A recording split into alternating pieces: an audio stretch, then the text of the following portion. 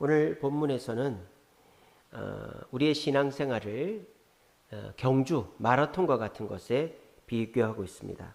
표대를 향하여 그리스도 예수 안에서 부름의 상을 위해 달려간다. 표대를 향해, 목표 지점을 향해 달려가는 거, 이게 마라톤, 경주죠. 자, 마라톤과 신앙생활은 공통점이 참 많습니다. 첫째, 규칙이 있죠. 마라톤도 어떤 일정한 날에 또 일정한 코스를, 일정한 복장을 갖추어서 이렇게 뛰는 것이 마라톤이죠. 우리 신앙생활도 뭐 그냥 하는 게 아니죠. 말씀대로 신앙생활 하는 것이죠. 그리고 마라톤은 기간이 정해져 있죠. 몇 시부터 몇 시까지 들어와야 돼요. 그 시간 넘으면 실격이죠. 마찬가지로 우리 신앙생활도, 신앙생활은 영원토록 하는 게 아니죠. 신앙생활은 살아생전에만 딱 하는 거예요. 여러분들은 죽고 싶어도 죽지 않습니다. 영원토록 삽니다. 단 그곳이 천국이냐 지옥이냐의 차이일 뿐이죠. 근데 우리가 천국에 가고 지옥에 가는 것은 어디서 결판나느냐? 그 영원토록의 점에 가까운 100년도 안 되는 이 삶이 그걸 결정한다는 거예요. 그래서 우리가 마라톤 선수들도 그렇지 않습니까? 4년을, 6년을, 12년을 그 2시간, 3시간 마라톤 경기를 위해서 훈련해서 그 경기에서 1등을 해야 메달을 받는 것처럼 저와 여러분들도 영원히 사는 삶 속에서 우리가 면류관을 받고 상급을 받기 위해서는 점과 같은 이 100년도 안 되는 삶을 잘 살아야 된다는 거예요. 거의 비슷하다는 거죠. 마라톤과 신앙생활의 공통점 또 한 가지는 상급이 있다는 거죠. 상급. 마라톤도 그냥 뛰는 거 아니죠. 끝까지 다 뛴 사람한테는 완주의 메달을 주고 1, 2, 3등을 뽑아서 메달도 주고 상금도 주는 것입니다. 신앙생활도 그냥 교회만 나오면 다 똑같이 구원받고 평등하게 천국 가서 사는 게 아닙니다. 천국 가서 비유적으로 말씀드리자면 대골 같은 집에 사시는 분도 계시고 원룸에 사시는 분도 계시고 차를 타고 다니는 분도 계시고 자전거 걸어 다니는 분도 계시고 천국에는 상급이 있고 차등이 있다라는 것입니다. 아이 목사님, 교회가 무슨 그렇게 차별을 합니까? 교회가 무슨 누구는 많이 받고 누구는 적게 받고 그러면 그게 교회입니까? 세상이지. 여러분 그렇지 않습니다. 차별은 나쁘지만 차등은 존재합니다. 차별은 뭡니까? 어떤 객관적인 실력이나 그 사람이 한 성과에 관계없이 그 사람을 출신 신분이나 또는 관계 때문에 무시하고 이러는 걸 차별이라고 하는 거죠. 인종차별, 또 고향차별 이런 거 있지 않습니까? 흑인이라고 차별받는 거는 잘못된 것이죠.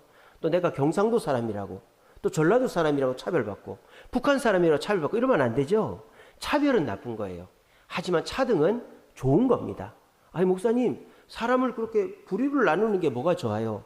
그래야 아름다워요. 여러분 수묵화를 보십시오. 수묵화. 수묵화를 보면 주로 산이나 이런 거 그리지 않습니까? 근데 그 수묵화의 기법 중에 뭐가 있습니까? 먼 것일수록 흐리게 그리고 가까이 있는 것일수록 선명하게 그리죠. 근데 수묵화가 그냥 다 선명하게 그려놓으면 그건 초등학생 그림이지 전문가의 수묵화가 아니에요. 전문가일수록 차등을 두고 그림을 그리는 거죠. 멀리 있는 것은 아주 뿌옇게 흐리게 그리고 점점 레이어라고 하죠. 층이라고 하죠. 이렇게 층을 나누어서 그림을 그리는 그런 수묵화가 멋진 그림이에요. 여러분 여름날에 비가 오기 전이나 후에 하늘을 한번 보십시오.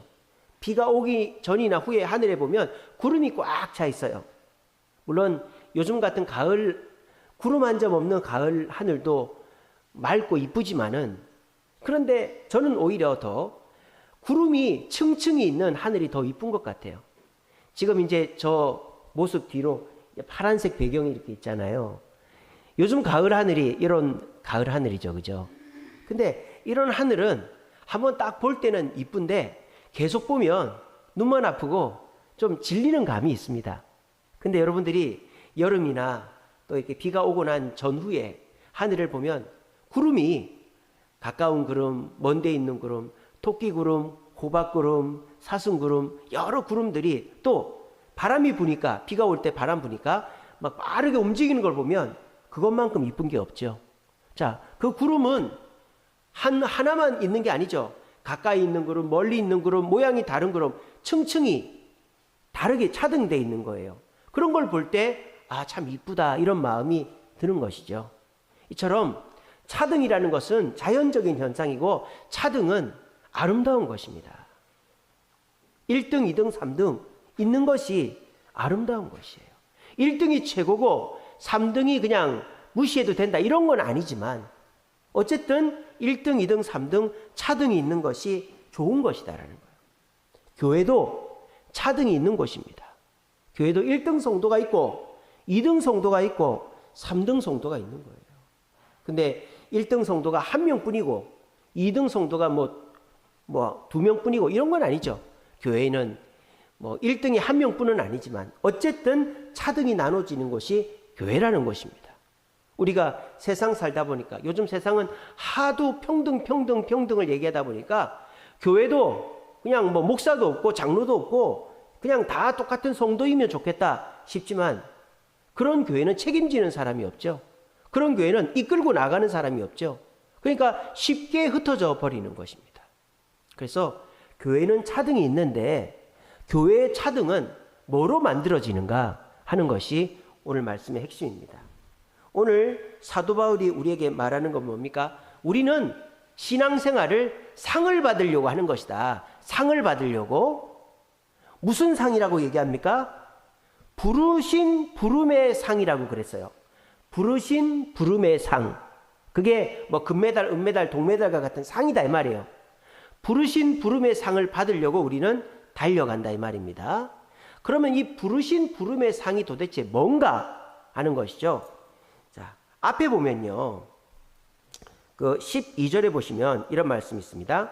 내가 이미 얻었다 함도 아니요 온전히 이루었다 함도 아니라. 그러니까 부르신 부름의 상을 바울도 아직 못 받았다 이 말입니다. 그 상을 목표로 하고 있지만 오직 내가 그리스도 예수께 잡힌 바 된 그것을 잡으려고 달려가노라. 그러니까 부르신 부름의 상이 뭐다? 잡힌 바 된 그것이다 이 말이에요. 잡힌 바 된 그것. 말이 좀 어렵죠. 잡힌 바 된 그것이 뭘까? 그래서 이거를 쉬운 성경들을 좀 찾아봤어요. 우리 요즘 말로, 옛날 말이 아니라 요즘 말로 번역한 성경이 여러 개가 있는데 새번역 성경에는 잡힌 바 된 그것을 이렇게 표현해 놨습니다.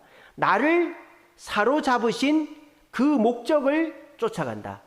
나를 사로잡으신 그 목적을 쫓아간다. 이게 잡힌 바 된 그것이라고 번역해 놨어요. 또 공동번역이라고 천주교하고 개신교회가 같이 번역한 공동번역 성경에는 이렇게 되어 있습니다. 나를 붙드신 목적을 잡으려고 달려간다. 이렇게 되어 있습니다. 나를 부르신 목적을 잡으려고 달려가는 게 그 잡힌 바 된 그것이다 이 말이에요. 그러니까 잡힌 바 된 그것의 공통점 뭡니까? 어떤 목적이 있다는 거죠. 바라보는 목적, 목표가 있다는 거예요. 그러면 그 바라보는 목적과 목표가 뭐냐? 현대어 성경에 좀 더 구체적으로 그 목표를 얘기해 놨습니다. 현대어 성경에 잡힌 바 된 그것은 뭐라고 해놨느냐? 예수께서 바라는 사람이 되기 위해 달려간다. 이렇게 해놨어요. 그러니까 아주 명확해졌죠. 우리가 부름의 상을 받고 싶어요. 그럼 부름의 상을 받는 사람은 어떤 사람이 받느냐? 현대어 성경으로 따르면 예수께서 바라는 사람이 되면 부름의 상을 받는다라는 겁니다. 교회에서 1등, 2등, 3등은 헌금 많이 하고 예배 안 빠지고 봉사 많이 하고 똑똑하고 세상에서 사장이고 교수고 의사고 판사고 이런 사람이 교회에서 1등이 아니고 예수님을 제일 많이 닮은 사람이 교회에서 1등이다라는 거예요. 그럼 예수님을 닮으려면 어떻게 됩니까? 먼저 예수님이 어떤 분인지를 알아야 되겠죠. 말씀을 귀담아 듣고 개인적으로 성경을 읽으면서 예수님이란 어떤 분인가, 예수님을 어떻게 사셨나 하는 것을 우리가 먼저 배워야 돼요. 그런 다음에 어떻게 됩니까? What would Jesus do? 예수님이라면 어떻게 하실까? 막상 우리가 삶의 현상 속에서 예수님이라면 내가 이 사람을 용서할까? 계속 미워할까? 예수님이라면 내가 여기서 게으름을 부릴까? 일어나야 될까? 예수님이라면 내가 여기에서 그 화해를 할까? 그냥 계속 싸울까? 이런 예수님을 생각하면서 내 마음은 용서하기 싫고 화해하기 싫고 욕심 부리고 싶고 게으르고 싶지만 그거를 버리고 예수님이 원하시는 것을 행동으로 옮기는 그 자가 잡힌 바 된 그것, 부름의 상을 받는 사람이고 교회에서 1등 성도가 된다라는 것입니다. 오늘 이 오후 예배도 여러분들 얼마나 피곤하십니까? 평일에도 열심히 일하시고, 그리고 이제 오늘 주일 예배 마치고 또 식사하시고 또 전도도 다녀오시고 부침개를 구워주시는데 너무 맛있더라고요. 야, 그런 부침개 먹는 사람들 교회 왜 안 오는지 모르겠어요. 너무 맛있더라고요. 진짜 고소하고 갓 구워주시는 걸 먹으니까 진짜 맛있더라고요. 저희 주세님께는 참 요리 잘하는 분들이 많은 것 같아요. 우리 여전도에도 너무 잘하십니다. 그러니까 그렇게 또 그 바쁜데 시간 내가지고 부침개 전도 갔다 오시고 이 오후 시간에도 이렇게 모여서 예배 드리는 여러분들은 정말 부름의 상을 받기에 충분한 분들입니다. 근데 여러분들이 이렇게 말씀을 듣고 말씀을 아는 것까지는 좋은데 한 가지 부족한 게 뭐냐? 내가 말씀을 들은 것을 실천해야 되겠다라는 그런 마음이 부족한 것 같아요. 일주일을 살아가면서 너무 바쁘게 사시느라 잊어버리고 사실지 모르겠지만 그러지 마시고 내가 주일날 들은 말씀을 자꾸 되새기고 그 말씀대로 살려고 발버둥을 쳐보세요. 그게 여러분들이 교회에서 1등 성도가 되는 비결입니다.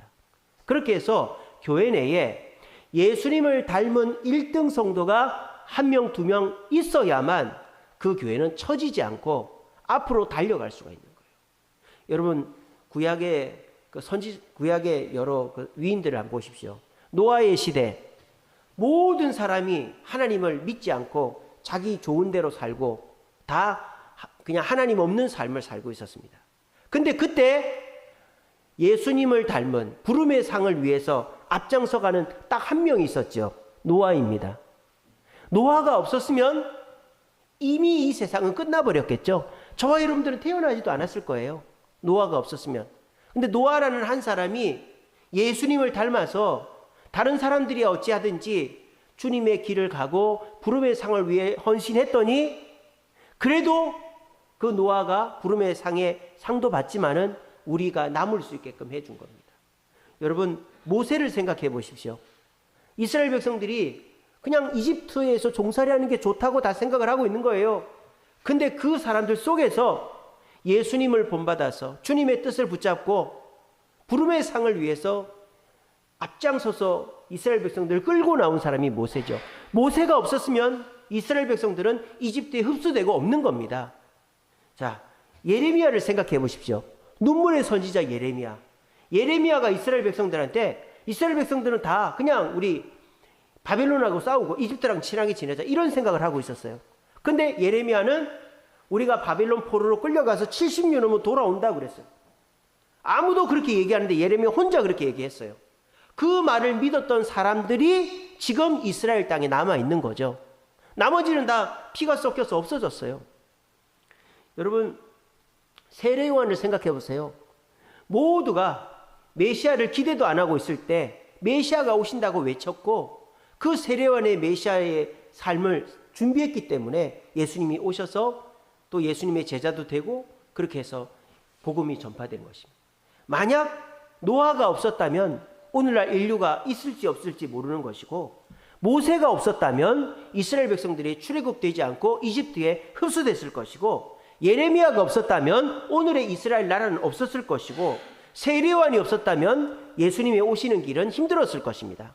만약 우리 주세움교회에 부름의 상을 위해서 헌신하는 성도, 예수님이 바라는 사람이 되기 위해서 노력하는 성도가 없다면 우리 주세움교회는 아마 몇 년 지나지 않아서 없어져 버릴 수도 있습니다.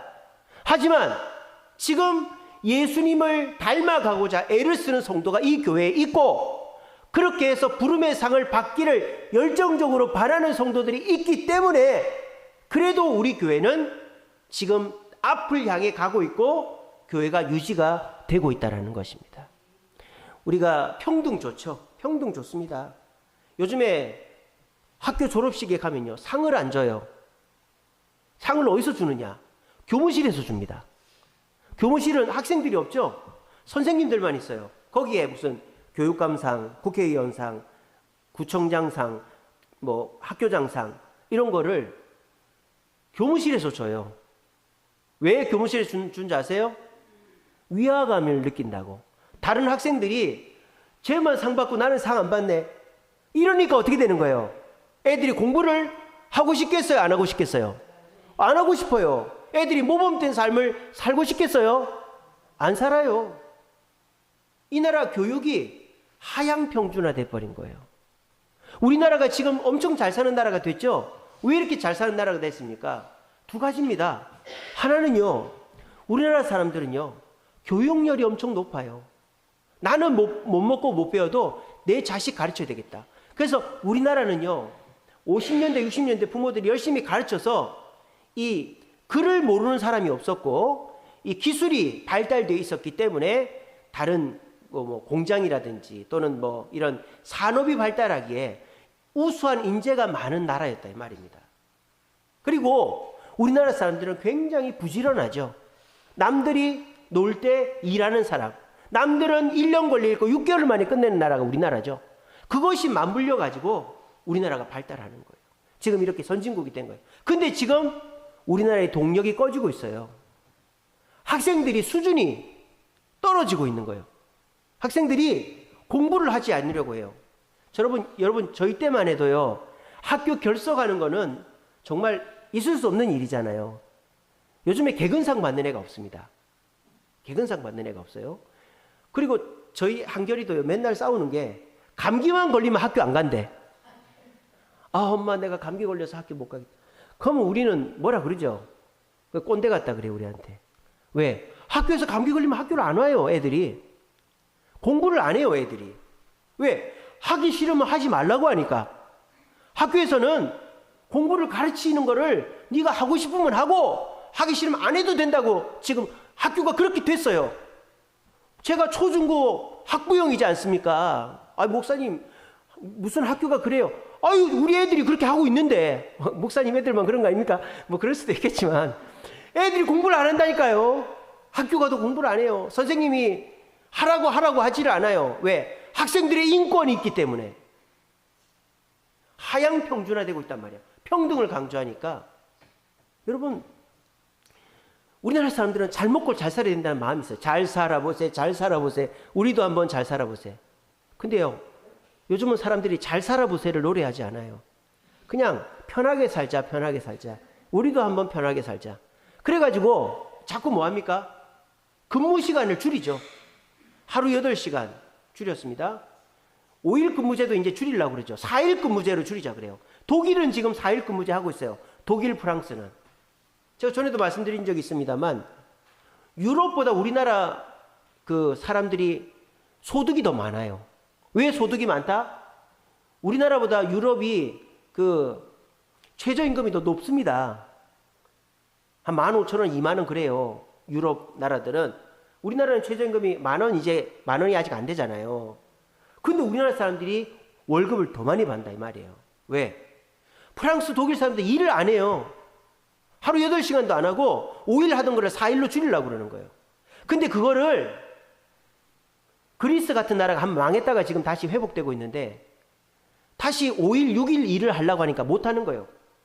법을 바꿔놔가지고 회사가 그렇게 한 법에 걸리는 거예요. 노동법에. 그러니까 일을 하고 싶어도 일을 못하고 회사는 생산성을 높여서 돈을 벌어서 회사를 키우고 싶어도 법 때문에 못하는 거예요. 그러니까 유럽이 망하는 거예요. 유럽은 망하는 거예요. 그러니까 이게 평등하다 보니까 그냥 모두가 가난해지는 시대가 되는 거죠. 여러분, 국가의 존재 이유가 뭘까요? 국가는 복지나 하는 데가 국가가 아닙니다. 국가는 전쟁하는 것이 국가의 사명입니다. 국가는 전쟁하는 거예요. 아유, 목사님 무슨 그런 끔찍한 얘기를 합니까? 국가가 왜 만들어졌어요? 사람을 보호하려고 국가가 만들어진 거 아닙니까? 여러분들이 세금 왜 냅니까? 나를 보호해달라고 세금을 내는 거예요. 근데 내 세금 가져가면서 나를 보호해주지 못하는 국가는 그 사기꾼인 거예요. 근데 지금 유럽에 있는 국가들이 다 사기꾼들이죠. 실컷 세금은 가져가 놓고 자기 나라를 지킬 수 있는 무기가 없는 거예요. 군인이 없는 거예요. 근데 지금 러시아가 막 우크라이나 밀어 들어가고 핀란드 밀어 들어가려고 그러니까 이제서야 갑작스럽게 군대를 모집하고 무기를 사려고 하는 거예요. 근데 돈이 없는 거예요. 왜? 복지로 돈이 너무 많이 나가는 거예요. 그 복지를 줄이려고 하니까 난리가 나는 거예요. 연금 줄인다고, 뭐 대학교 기금 줄인다고 난리가 나는 거예요. 줄일 수가 없어요. 그러니까 유럽은요, 군대가 없어요. 유럽에 군수 공장이 없어요. 세계 최고의 전차가 독일 전차입니다. 근데 그 독일 전차는 주문하면 한 5년 후에 나옵니다. 왠 줄 아십니까? 공장부터 만들어야 돼요. 설계도는 있는데 공장이 없어. 그러니까 그 탱크를 만들려면 공장을 만들고 탱크가 와야 돼. 근데 우리나라는 한화, 로템에서 장갑차, 전차를 지금도 만들고 있습니다. 그러니까 6개월 안에 가는 거예요. 그러니까 우리나라 무기들이 잘 팔리는 거죠. 지금 대우조선에서는 잠수함 만들잖아요. 그러니까 지금 우리나라에 잠수함도 사겠다고 그러잖아요. 국가는 국민을 지키는 게 국가의 첫 번째 목적입니다. 국민이 미사일 맞고 납치됐는데 그거를 구하지 않는 국가는 쓸모없는 국가예요. 근데 오늘날 국가들이 평등 복지한다고 국가가 국민을 지켜야 되는 거를 전혀 등한시해 버리니까 국민들이 맞아 죽어가는데도 신경도 안 쓰는 거예요.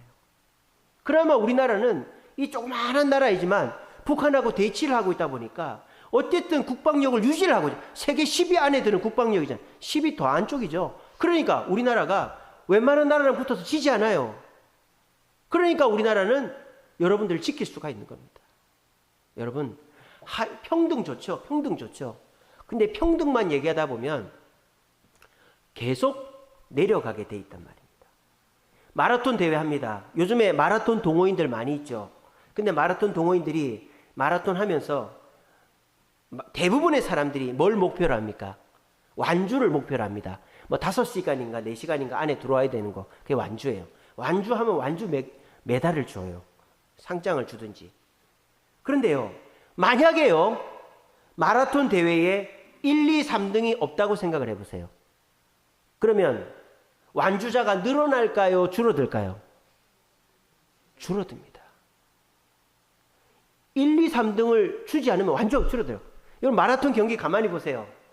땅 하면 어떻게 합니까? 앞으로 쭉 하고 달려가는 사람 있죠? 그 사람은 1등 하려고 달려가는 거예요. 근데 만약에 그런 사람이 없는 마라톤 경기라고 생각해 보세요. 준비 시작 땅 했는데 아싸 5시간 안에만 들어오면 된다. 안녕. 그러면서 막 걸어 다니고 좀 뛰어야 되겠는데 좀 뛰고 한 30분 남았네. 1km밖에 안 남았으니까 좀 걸어가자.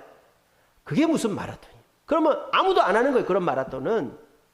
그러니까 마라톤 대회가 인기가 있는 거는 완주를 목표하는 사람도 있지만 더 많은 사람들이 1, 2, 3등을 목표로 쭉 하고 달려가니까 그 사람들 쫓아가려고 달려가다 보니까 완주도 하는 거고 또 그렇게 하다 보니까 몸도 좋아지니까 마라톤 경기가 인기가 있는 거예요. 교회도 마찬가지예요.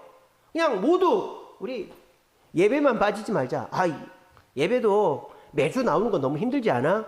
격주로 나오자. 지금 미국 교회가 격주로 예배를 나와요. 제가 말씀드렸잖아요. 제가 미국에 큰 교회를 갔는데 가만히 보니까 한 10,000명 모이는 것 같아요. 그 교회가 엄청 큽니다. 근데 이제 제가 옆에 있는 같이 간 목사님한테 물어봤어요. 목사님, 이 교회 한 10,000명 됩니까? 그랬더니 이 교회가 20,000명이 넘는다는 거예요. 아니 보니까 10,000명도 안 돼 보이는데요. 격주로 나온다. 격주로. 그러니까 이번 주 나오면 다음 주는 당연히 안 나오는 거라는 거예요. 안 나오는 거예요. 그러니까 계속 인원이 주는 거예요. 미국 교회는. 그러니까 어떻게 되는 거예요? 매주 나오다가 격주로 나오다가 한 달에 한 번 나오다가 안 나오는 거예요. 이게 하향평준화다 이 말입니다. 그런데 그 교회가 여러분 힘드시죠? 격주로 나오세요. 앞으로 격주로 나오세요. 이렇게 했다 칩시다. 그러면 사람들이 그래 격주로 나와도 우리 교회에서 예배 잘 나오는 사람이지. 이렇게 되면 그 다음 어떻게 될까요? 그럼 매주 나오는 사람은 아무도 없겠죠? 그러면 격주로 나오는 거예요. 그러면 격주로 나오던 사람들 중에서도 한 달에 한 번 나오는 거예요. 그러면 또 한 달에 한 번 나오는 사람한테 격주로 나오라 하면 미안하니까 요즘 학교에서 상을 교실에서 애들 보는 데서 주면은 애들이 위화감 느낀다고 하니까 한 달에 한 번 나오는 사람들이 미안할까봐 여러분 한 달에 한 번만 나오세요. 한 달에 한 번만 나오세요. 그래도 12번 나오니까 괜찮죠? 그러면 12번 나와요. 아, 우리 목사님이 한 달에 한 번만 나오라 그랬다. 그러면 그 한 달에 한 번도 나올까요, 안 나올까요? 그럼 어떻게 돼요? 지금 유럽 교회처럼 되는 거예요. 부활절, 추수감사절, 성탄절만 나오는 거예요. 자, 그러면 그래, 우리 엄마가 부활절에는 꼭 나오라 그랬어. 우리 아빠가 추수감사절에 꼭 나오라 그랬어. 우리 그 친구들이 성탄절에는 꼭 만나자 그랬어. 부활절, 추수감사절, 성탄절 날 나가요. 자, 그러면 그 다음 어떻게 될까요? 교회에 할머니, 할아버지들밖에 없는 거예요. 지금 유럽 교회가 그렇잖아요. 교회는 차등이 있어야 되는 거예요. 1등이 있고 2등이 있고 3등이 있는 거예요. 그게 없어버리면 교회는 다 그냥 나태해지고 어느새 사람이 없어져 버리는 거예요. 교회에 무슨 1등이 있고 2등이 있고 3등이 있나? 여러분 그런 얘기 하지 마세요. 교회는 앞장서서 끌고 나가는 사람이 있어야 됩니다. 그런 사람이 많은 교회일수록 그 교회는 건강한 교회가 되는 거예요. 우리 주세움 교회도 교회를 개척했을 당시 그때 35명인 그 중에 한 20명은 다 1등이었죠. 우리 개척했을 때 생각해 보세요. 20명 1등이에요. 심지어는요, 새벽 기도를 하는데요. 새벽 기도 끝나고도 집에 가기가 싫어가지고 새벽 기도 끝나고 아침 사목으로 같이 갔었잖아요, 우리. 그렇게 열정적이었어요. 35명이 있었는데 20명이 1등이었어요. 그때 당시는. 초신자들 빼고. 근데 이제 교회가 점점 이제 지속이 되는데 1등이었던 사람이 2등이 되고 3등이 되고 그냥 우등상, 그냥 상을 못 받는 사람으로 한 명씩 두 명씩 내려가더니 지금은 몇 명인지 모르겠어요. 우리 교회에서 우리 교회를 끌고 나가는 사람이. 그래 돼버리면 어떻게 될까요? 그냥 뒤에 있는 사람이 교회의 주류가 돼버리면 교회는 동력을 잃어버리게 되는 것입니다. 앞에서 끌고 나가는 사람이 많을수록 교회는 힘이 있어지는 거예요. 근데 앞에서 끌고 나가는 사람이 몇 명 없다. 그러면 그 끌고 나가는 사람은 죽는 거예요. 왜? 교회가 문을 닫으면 안 되니까 교회는 해야 되겠고, 안 따라오니까 앞에 있는 사람들이 힘든 거예요. 앞에 있는 사람들이. 그리고 뒤에 있는 사람들은 안 하면서 원망하는 거죠. 꼭 저렇게까지 해야 되나? 주일날 예배 드리면 됐지. 꼭 평일날 모여야 되나? 꼭 저렇게 일을 해야 돼. 일을 벌려야 되나? 일을 안 하면서 뒤에서 딴소리 하는 거예요. 앞에 있는 사람 힘 빠지게 하는 거예요. 그러면 그 교회는 문 닫는 거예요. 노아가 있었기에 인류가 보존되었고, 모세가 있었기에 이집트에 흡수되지 않았고, 예레미야가 있었기에 지금의 이스라엘이 있었던 것처럼, 그래도 교회 내에서 1등 하려고 2등 하려고 3등 하려고 부름의 상, 예수님이 원하시는 모습을 닮아가려고 애쓰는 사람이 있는 그 교회는 살아있는 교회인 것입니다. 근데 내가 이 교회를 5년, 10년, 20년 다녔고 직분이 있고 제가 다녀온 이력이 있으니까 남 눈치 보면서 하는 척하고 하는 교회는 교인이 10,000명이 되고 교회가 어마어마하게 커도 10년을 못 가는 교회가 될 것입니다. 우리 주세움 교회는 앞장서서 끌고 가는 교회가, 성도들이 많은 교회라고 저는 생각합니다. 지금도 어제 우리 토요일만 해도 앞장서서 끌고 가는 성도들이 많아요. 우리 봉사부에서 나와서 그 토요일날 바쁜데도 그렇게 식사 준비를 하고, 그리고 우리 양경숙 집사님은 오후에 또 출근해야 되는데 와가지고 그거 해놓고 또 가고, 또 우리 1여전도회, 또 우리 2여전도회 중에서도 또 오셔가지고 전도도 같이 하시고, 또 교회 청소도 해주시고, 우리 교회가 이렇게 그나마 아직도 다른 교회에 비해서 열정적이고 앞장서서 끌고 가는 분들이 많은 교회라고 저는 믿습니다. 그래서 그나마 저도 힘을 내서 열심히 하고 있죠. 근데 앞장서서 끌고 가는 분도 지친단 말이에요. 지쳐요. 우리 지금 70 넘으신 권사님들 얼마나 열정적인 분이셨습니까? 근데 이제 지치는 거예요. 옛날만치 못하는 거예요. 그럼 어떻게 돼요? 우리 60대 권사님들이 그 뒤를 맡아서 끌고 가야 되는 거예요. 그래야 교회가 일을 하는 거예요. 근데 70대 권사님들이 더 이상 힘에 붙여서 못하니까 60대 권사님들 또 우리 남자 집사님들이 일을 안 해버리면 교회는 주일 예배 외에는 아무것도 못하는 그런 교회가 돼. 오늘날 그런 교회들이 많아요. 그냥 예배 외에는 아무것도 안 하는. 구역 예배도 안 모여요, 요즘은. 모이자 그래도 평일날 안 모이니까 구역 예배도 안 하는 교회들이 있습니다. 그러니까 주일 예배 외에 아무것도 안 하는 교회들이 많아요. 왜? 하려고 하는 사람, 식당 봉사도 하려고 하는 사람이 없으니까 주일 식사를 안 해버리잖아요. 잔치국수도 그냥 뭐 돈 내고 먹으라 그러고. 그리고 큰 교회는요, 이게 음식 만드는 업체한테 뭐 LG 뭐 이런 업체한테 와서 그 음식을 만들어 팔으라고 그렇게 합니다. 그렇게 해서 식당을 운영하는 교회들도 있어요. 그러니까 이제는 다 일을 하기 싫은 거예요. 그냥 예배만 드리고 집에 가고 싶은 거예요. 그게 상식이 돼버리는 시대가 된 겁니다. 그러는 분들은 절대 상이 없어요. 상이 없어요. 하지만 내가 안 하면 누가 하겠나? 남이 안 하니까 나도 안 해야지. 이게 아니라 내가 안 하면 누가 하겠나? 이런 마음으로 상을 받으려고 상의 욕심이라도 있어서 열정적으로 하는 분들은 하나님께서 반드시 그 사람의 소원도 들어주시고 하나님의 축복으로 함께 하시는 줄로 믿으시길 바랍니다. 우리 주세움교회 지금까지 잘 달려왔어요. 그래서 우리 교회 35명 개척해가지고 100명 됐고 또 그 성도들 함께 교회도 지었고 이 코로나 지나면서 그 고금리 시대도 잘 버텨왔습니다. 근데 요즘 많이 힘들죠. 제가 볼 때 우리 성도들은 진에 바치도록 수고하고 있어요. 여러분들 탓하는 거 아닙니다. 우리 성도들 너무 열심히 합니다. 다른 교회 한 1000명 되는 교회 규모로 우리 교회가 일을 하고 있는 거예요. 지금 여러분들이 정말 1인 3역 4역 하고 있어요. 그러니까 우리가 이런 남들이 보면 깜짝 놀랄 정도의 사역들을 하는 거예요. 근데요, 여러분들 많이 지치죠? 많이 지치시죠? 전도를 열심히 해도 사람도 오지도 않고 또 나는 열심히 하는데 뒤에서 딴소리하고 좀 우리 캠핑 한번 갑시다. 그런데 저는 못 갑니다. 그리고 토요일 날 식사 봉사 좀 하세요. 저는 못 옵니다. 그리고 그럴 때 힘이 빠지시죠? 저도 힘이 빠집니다. 좀 같이 해주면 얼마나 좋을까? 그렇게 바쁠까? 그렇게 그 하루도 못 뺄까? 그 토요일 날 오후에 못 나올까? 그러면 도대체 놀러는 언제 가고 그렇게 바쁘면 어떻게 사나? 근데 평소에 놀러는 잘 다니면서 교회에 일이 있다 그러면 안 와. 바쁘대. 일해야 된대. 얼마나 바쁘시길래 그러시는가? 이해가 안 돼요. 그러니까 여러분들 힘이 빠지죠. 근데 지금 이 자리에서 앞장서서 가시는 분들 힘내시기 바랍니다. 주님이 다 보고 계십니다. 그리고 여러분들이 앞장서서 가시는 그 걸음걸음을 주님이 축복하실 것입니다.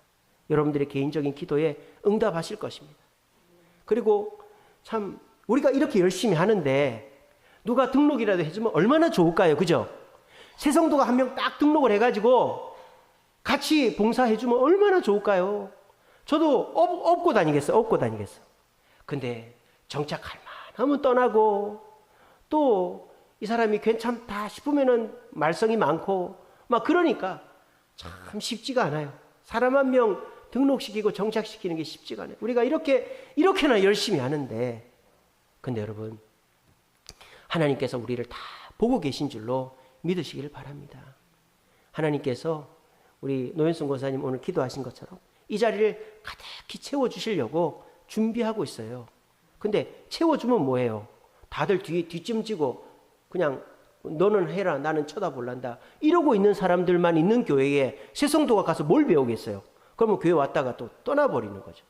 근데 교회를 왔더니 열정적이고 잘 섬기고 챙기고 하는 성도들이 있는 교회에 왔으면 그걸 보고 배우는 거 아니겠습니까?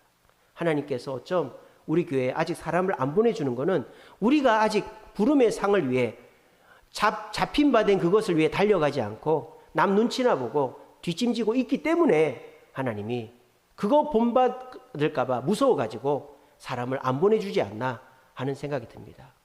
오늘 이 자리에 계신 중직자 여러분, 온 성도들이 여러분들을 보고 있습니다. 안 보는 것 같아도 다 보고 있습니다. 주일 성수 하는지, 성경 읽는지, 새벽기도 하는지, 전도하는지, 봉사하는지 다 보고 있습니다. 그러면서 뭐라는 줄 알아요? 저 집사님도 안 하는데, 저 권사님도 안 하는데 내가 왜 해야 돼? 이런 얘기 하는 거예요. 뭐 저한테 대놓고는 안 해도 자기들끼리는 그렇게 얘기하겠죠. 그러면 교회가 안 되는 거예요. 우리 중직자분들, 여러분들이 중직자 된 것이 그냥 내가 그때 기분이 좋아서 된 겁니까?